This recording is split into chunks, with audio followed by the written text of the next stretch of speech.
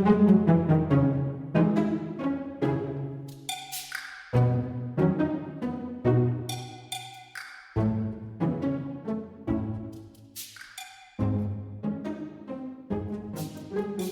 secret is not safe with me, myself, and I, the podcast where we uncover your alter egos.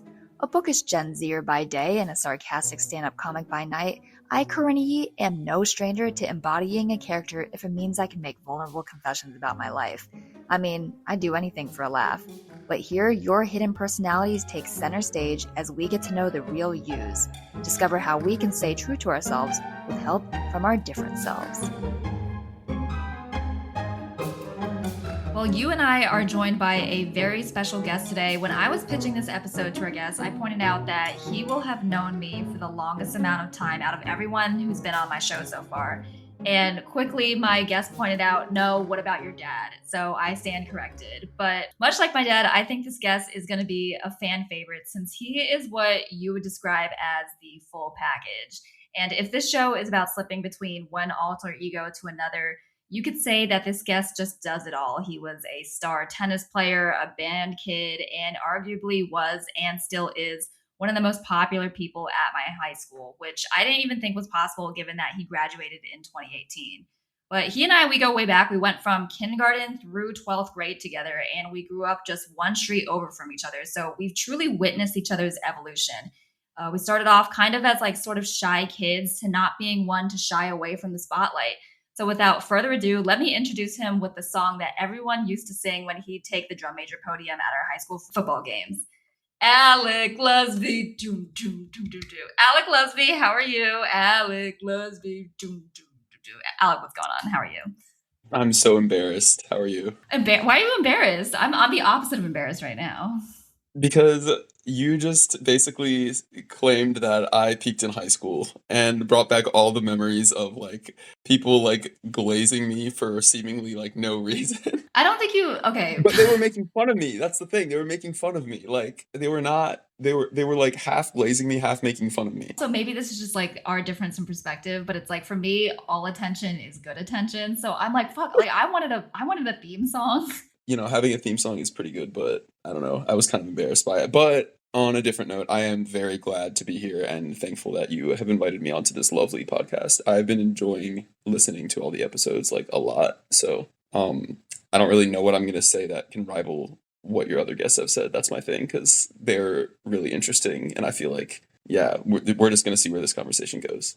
Yeah, I'm fully prepared for this episode to be like hijacked and we just let the conversation go wild. So I'm excited to see where this goes because yeah, you and I have like a different dynamic than some of my other lovely guests. But yeah, like because you've known me since like we were 5 years old, kind of known each other in these very controlled environments. We're in this very tight knit, like small elementary school, Jewish day school, but we really started to get to know each other in our high school band. I think a lot of people in our high school, or at least like the people that were around us, we just did a lot of extracurricular activities and we tried a lot of different things. I remember like every morning on the morning announcements, they would kind of like, if a match had just happened or like any type of athletic event had just happened, they would be like, oh, the people from our high school, you know, placed this in this race. And you were always like at the top of the tennis rankings. Like, I don't know anything about sports, but I would always hear your name on the morning announcements when it came to tennis. But then the other thing that a lot of people knew you from was music. I think everything you did, you were very good at. You pour yourself into whatever you're doing.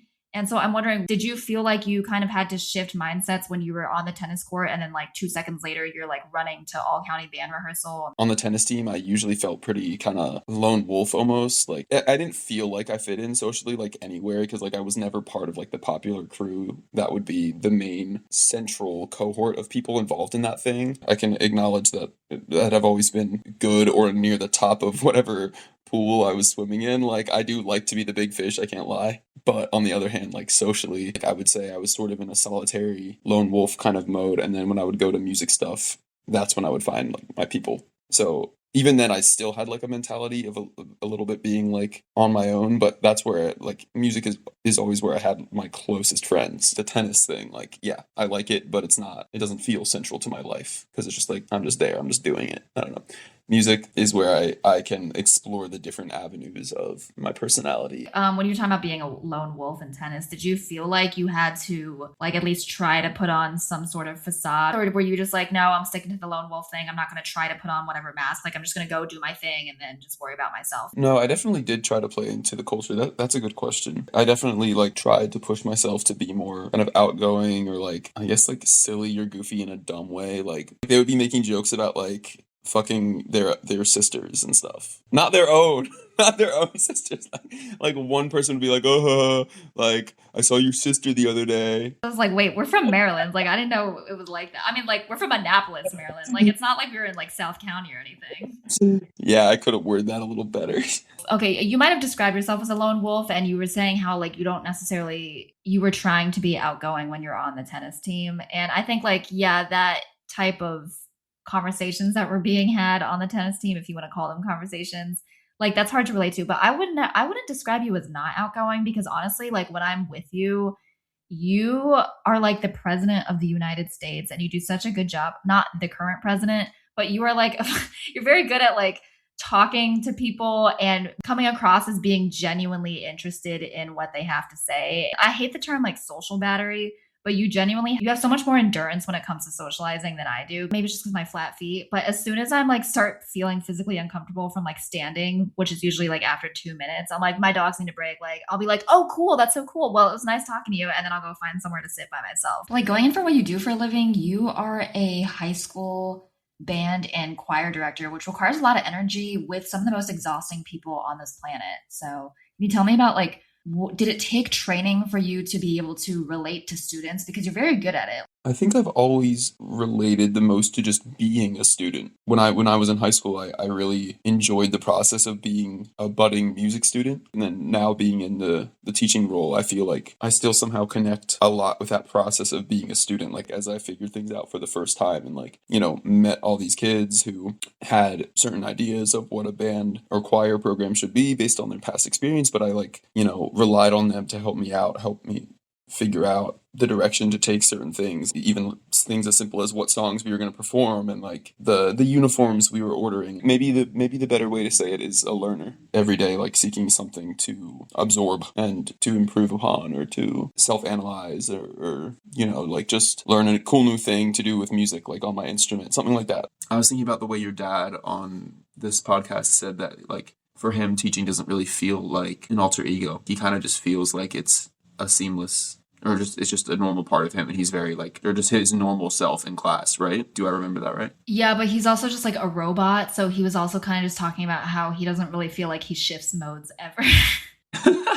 Well, like hearing that made me realize that when I do go into actual teaching mode, it definitely becomes like a mode shift and I have to I have to control my tendency to become like too teachery and like borderline like condescending, like mansplaining shit. But I do definitely go into a teacher persona, which is, I think, less natural for me. Like I just referred to, I have to be a little bit more conscientious and I'm more self-analytical like all the time when I'm in teaching mode. Yeah, am I being too condescending? Am I delivering this in a way that is going to make sense for my students? When I actually do have to switch into like the I'm in charge mode, that's something I'm still working on, I guess. Like that's still a different aspect of my journey. I have the potential for those different strands. I'm just still like, I feel like I'm right at the beginning of the line in many of them. And I'm just about to like start exploring more and figuring out how that's going to look in future years of teaching when I don't literally look like I'm still a high schooler.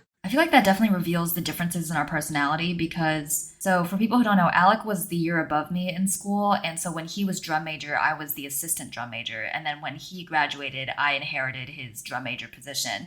But what I remember, like when I became the drum major, our band director said that I had a lot easier of a time adjusting to the fact that I was also going to have to be a disciplinarian. Meanwhile, like, Alec, he's very good at making sure that everyone is having a positive experience as both a musician and as like a learner. Whereas for me, I think I tended to focus a lot more of, oh, we have to be meeting certain quotas. We have to make sure that we know this much of the piece by this time. But it's definitely a tough time, especially if you're a young teacher or in me and Alec's case when we were in high school, if we were students having to be in charge of fellow students, and granted, like we weren't in charge in the way that our teachers were, but there were moments when we had to rise to that sort of authoritative role and raise our voices at people who were our peers. And Alec does a very good job of, I think, being conscientious of what a high school student is going through and like remembering that he has fellow students, where I tend to be on my high horse and I'm like, no, if I'm in charge and we have to meet a certain deadline, then we all need to be focused. And, you know, if you have something that is going to be distracting to you, you got to take care of that on your own time. But when we come together, like I mean serious business. I mean, knowing how to discipline and knowing how to keep structure is a good thing, and I'm definitely still working on that to this day. Like by a long shot, like that is my biggest weakness. So I think it's admirable that you were able to step into that role really like naturally, because for me that is tough. Your conscientiousness of like how students feel, I think, is a strength, and I just am really good at being a bitch. I loved being a tiger mom. If I'm being for real, like that's my favorite. I wouldn't say that's my favorite part, but that was like, if we're talking about things that came naturally, it was very natural for me to just tell everyone to like get in line. What I've respected about you is that if there's something that's important to you, you're just going to continue to pursue it and not let other people influence you. And so you, after graduation, you went to Colombia for the Peace Corps. And I talked about in my last episode where how like I have these friends who are just able to prioritize adventure and like something for themselves over like the grind and over the grade, which is something I do. Like for me, I'm always very much like stick to the record, stick to the plan, but you're okay with adventure. And that speaks to you just being outgoing and being like a lifelong learner and trying new experiences. Talk about like your decision to go into the Peace Corps a little bit. Cause I remember like there was a point when you were going to go to the Naval Academy, and there was a period when you were like in ROTC for a little bit when you were in college, but then pretty clear early on that you were not going to have this militant lifestyle and that you were going to do things for yourself and, you know, make genuine connections with people under your own terms. Ditching the whole military idea, like basically when I started to see in college what studying music could potentially look like, I just realized, oh, this is what I want to do. So I ditched the whole military thing pretty quickly and never really looked back after that. But on the going into the Peace Corps, which I think anybody who wants to push themselves out of their comfort zone a little bit and experience something new and dig into that adventurous side, should definitely try it out. I kind of did the initial application on a whim, but by the end of the application process and, you know, having 14 doctor's appointments and writing like 5 essays and going on all these interviews, I was like, wait, actually, yeah, this is great. This is something I really want to do. Maybe I just convinced myself through that process that I wanted to do it. And the underlying reason for going in the first place was to master Spanish. I wanted to continue learning Spanish after college, where I had minored in it. Do you think you have a Colombian alter ego, or are you just Alec Lusby wherever you go? Are you Alec Lusby in Colombia? Or how would you say that? Language itself is very formative, I think, for how we just see the world and how we learn to see the world and how we connect with people. Like in Spanish, it wouldn't be as natural to say like the literal translation of "could you pass me the butter?" You would just say like, "Hey, pass me the butter." There are less formalities and things are said in a more direct way. So it almost made me like quicken my thought processes in certain contexts. It made me be more confident in certain things just to ask for what I want in a very assertive way. Because if you say it in a like wussy way, then you're not going to get what you want, because they're like, what are you saying? Does that check out with you? I feel like with Chinese though, especially because like my Chinese is not as good as like your Spanish. When I think of like myself speaking Chinese, it's mostly just like me being blunt, but it's because I'm like struggling and I need something right now and I just like need to get stuff done and I need to end the conversation as quickly as possible. Spanish is filled with an excess of like greetings and like saying hi and stuff. So it's kind of the opposite, because like I learned to get pretty good at just like the back and forth of like different greetings and like extending a conversation and like the goodbyes too, extending a conversation way longer than it needs to be. I mean, it's just a friendly culture. So even out on the street, like you're always saying hi to everyone. If they're just sitting in front of their house or whatever, walking by. Oh, what's another example? Oh yeah, like between friends, but especially between guys, like this is a complete alter ego thing, because like in English, I'm not super like masculine, aggressive, or like assertive.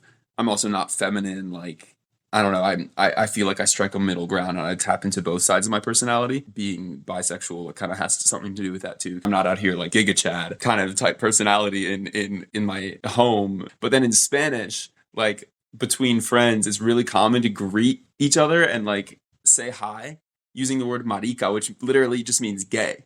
So you'd be like, "Hey, marica," which it's like, "Hey, bro. Hey, dude. Hey, marica." But like dudes are just calling each other gay like every day, and that's just a normal, like fun, just completely natural thing to do in Spanish. So of course I got in like the kind of funny, like tongue-in-cheek habit with my friends, mostly from the US, like other volunteers, of just being like, "Oiga, marica, ¿cómo estás?" Like, so that's just complete. I would never say that shit in English. It's not like necessarily a slur, like the F word, for example, but like it's really close. That word in Spanish, marica, is like one letter or two letters away from saying basically the equivalent of the F slur in English. So so like they're just casually throwing it around, and like I think it's really funny in Spanish, but obviously like in English that would be horrible. Like I would never do that. So I don't know, does that make me morally like weak, or does that just mean that languages are very powerful? Maybe a little bit of both. Is there anything that you wish about Colombian culture or language that you wish existed in the US? I will say like one thing that I would like to see more of culturally is, and I always appreciate when I do see it, is like just the comfortability with like eating. If they're eating like the soup, like the flavorful, delicious soup with the beef bones and all that stuff, they'll just be getting their hands in there, like picking out the bones and stuff. I'm like, oh wow, it's so like comfortable and familiar. No one really cares if. I guess here that would be seen as gross, and I'm like, nah, I am never one for extreme manners. That can go out the window for me, and I'd be fine. The other aspect culturally that I would just love to see more of, just the friendliness, like that sort of connects to like maybe these days just having a better social battery for socialization and stuff. Just the friendliness to go out and talk to people in Colombia. It's everywhere. It's time for Corinna's Reading Corner. What was my read of my guests when I first met them? Do their pages match the cover?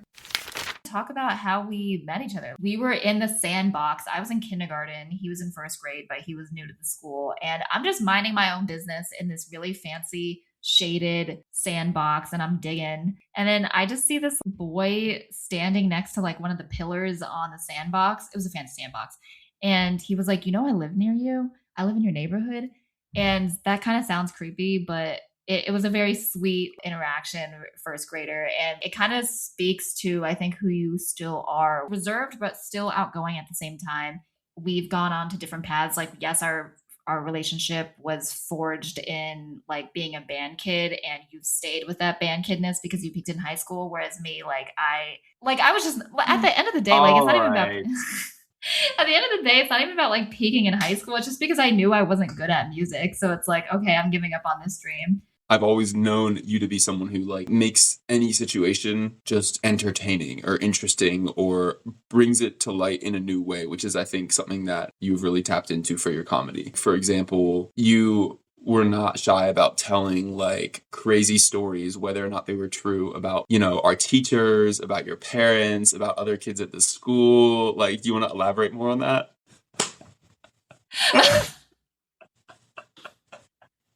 This is payback for me saying that you peaked in high school. I will say, like, the ones that I can share on mic are, I remember, like, I just told people that I had siblings because we went to a Jewish day school and everyone had siblings. And I was literally like one of two kids in that entire school that was like an only child. I wanted siblings and I was jealous other people had siblings, and I played well with the kids in aftercare. So I remember like coming to school and being like, yeah, I have a sister named Chloe, because there was a Chinese girl at my aftercare named Chloe. I talked about her like all the time in kindergarten. And then when it was parent teacher conferences, my mom was meeting with our kindergarten teacher, and Miss Herman was like, oh, so how's Chloe? And then my mom was like, yeah, Corinna like really wants a sibling, but she doesn't have one. And she just plays along well with this girl, Chloe. I think like the next time we had school, we had to like share what we did over the weekend. And I was like, oh, I played with my sister. And then Miss Herman was like, you don't have a sister. And so I like got caught in that lie. But I was like, I really sold it, because like there were plenty of opportunities for my teacher to interact with my parents. And like they never had the younger sibling with them. It was always just me and my parents. So it's like, were my parents that efficient in dropping my sister off before me? And so they just like never saw another kid with them. Like it's crazy how like she genuinely believed me. But anyway, I remember like we had like superlatives at the end of the year and I got like best storyteller because I was just really good at lying. And then I have like this family friend named Valerie, and I used to say Valerie was my sister because my dad told me she was my sister. And this was like before I had a concept of like what a sister meant. Like, I didn't realize we had to share parents. So I'd be like, yeah, Valerie's my sister, Valerie, Valerie, Valerie. And then I remember in first grade, she was staying with us for a little bit and she came with my dad to drop me off at school. And that was the best day of my fucking life because I got vindicated because my dad would literally bring her up to our teachers and be like, hey, this is Valerie. And they were like, oh my God, Valerie's real. Like, it's not just like another fake ass person that Corinna's like conjured up. So that's a story I can share on mic. That's perfect. In addition to just like fabricating, straight up lying to people, you also you also like have this talent of pulling out the comedic aspects of a situation. It's like a mix of the self-degradation. When I was the drum major of the marching band and you were the assistant drum major, like you were the one to be like, yeah, I'm the ass drum major. I thought you came up with that. No, that was you. Oh, that's wild. People did call you phallic lesbian. Did you come up with that? No! Why the fuck would I call myself phallic? I guess you don't have, yeah, maybe shit. you don't have that bone for self-degradation. If my name was Alec Lesbian, I would have come up with that. Do you want to kick the recap off for us, given that you are a teacher and I want to see you in teacher mode? Okay, guys, so let's do a 3, 2, 1 as our exit ticket today. You cannot leave this classroom until you complete the exit ticket. 3 is 3 things I learned. 2 is 2 questions I still have. And 1 is... Dang, I forgot what the 1 is. We'll just say that the 1 is like my favorite moment from the day. Is that your teacher voice before I start? Oh, I should have made that my question. Okay, I'm gonna cheat a little and make that my question.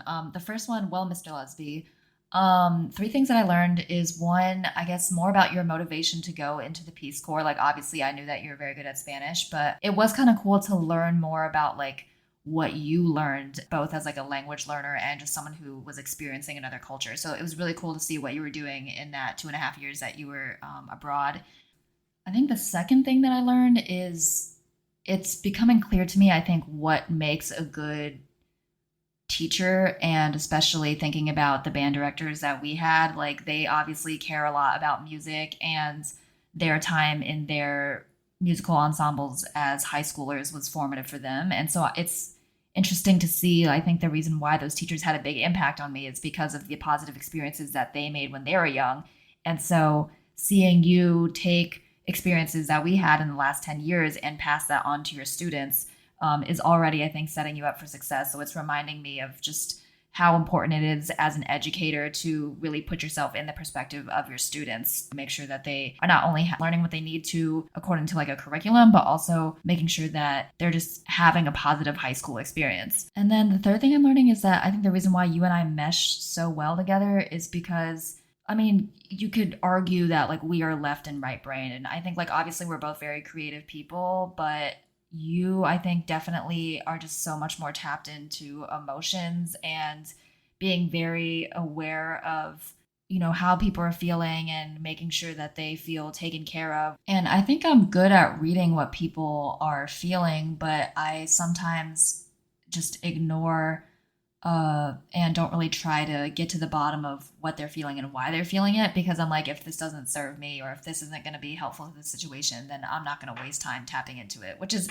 not the best way to think of it. And I think that just kind of describes the 2 different routes that we're on, because obviously you have to build a relationship with your students over a long period of time. Whereas for me, I kind of just only have to read the audience for a little bit and then, you know, be the monkey that dances on stage and then gets off. And then, yeah, for my question, for the first one, it'll be a cop-out. Teacher, what is your teacher voice? I don't really know. I can't replicate it. Sometimes I like deepen my voice intentionally because I know like I need to get like a group of 30 kids to listen to me. So I'm like, all right, guys. That was my drum major voice. My other question is, do you, what did you think of recording this? Like, do you think I'm very different from like recording or like on stage from like what you've seen in my clips versus how I am with you in real life? No. I mean, there's definitely the pressure of being on the mic where like I feel like both of us had moments where we were like, what are we saying? But No, you convey your personality very naturally between being on stage, being just like walking around the neighborhood, or like being on a podcast. Wow, that's very interesting because like my college roommate, you might remember, shout out Cassidy. She was like she would always tell me that I to stop doing my stand-up voice cuz like I feel like I sound very different on stage versus like in conversation. And then now I feel like I have a podcasting voice. But But I you don't sense love, that? like, I love, and I'm so entertained when you tell stories. Our best moments where we bond the most are like recounting either stories that of things that we went through together, but that you have just like such a funny take on. My favorite part of the podcast today was I think just like learning about your sides of things, learning about like your experiences when we were band kids. It was a pleasure to relive those experiences, but then also to hear how you were really feeling because obviously as teenagers, like we don't necessarily know what's going on with ourselves in the moment. And then it's fun to look back as adults to see what our headspace was at the time and how much we've grown and what we've learned from that. So thank you so much, Alec, for being here. It's always fun to catch up with you and it always feels like no time has passed, even if we haven't spoken in months. Hey, thanks for joining me, myself, and I for a terrific episode. I hope you had as much fun as I did and even made a friend or two. If you want to stay up to date on future episodes and laugh even more, follow me on Instagram at CORINNAYEET. Talk to you and your other self soon.